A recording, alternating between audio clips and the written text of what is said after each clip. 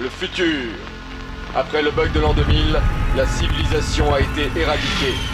Toutes les connaissances ont été perdues. Objection! Willow fait partie de ces films qui ont bercé l'enfance de nombreux geeks.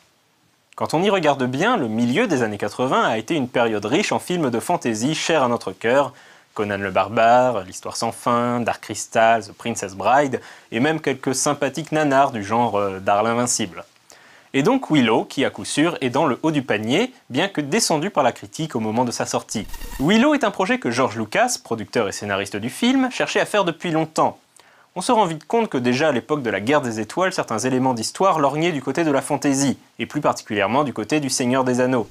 Après avoir travaillé avec Warwick Davis sur Le Retour du Jedi, où Davis incarnait l'Ewok Wicket, Lucas eut l'idée d'en faire la star d'un prochain film. Si on en croit la rumeur, Lucas aurait cherché à acquérir les droits cinématographiques de Bilbo le Hobbit sans succès, et aurait donc fini par écrire sa propre histoire, mettant en scène un peuple de petits bonshommes insouciants, se retrouvant catapultés dans une quête épique opposant le bien et le mal. Soit dit en passant, remplacer le bébé de Willow par l'anneau unique et les similitudes scénaristiques deviennent difficiles à rater. Même si Willow n'a pas bien marché à sa sortie, il a acquis un statut de film culte avec le temps, et George Lucas lui a donc donné une suite en roman.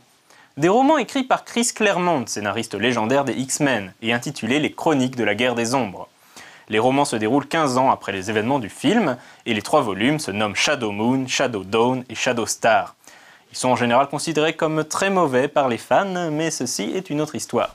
En 2007 et 2008, Lucas et Davis ont tous deux laissé entendre qu'avec le succès du Seigneur des Anneaux, ils ne seraient pas contre donner une suite audiovisuelle à Willow, sous forme d'une série télé ou d'un nouveau film.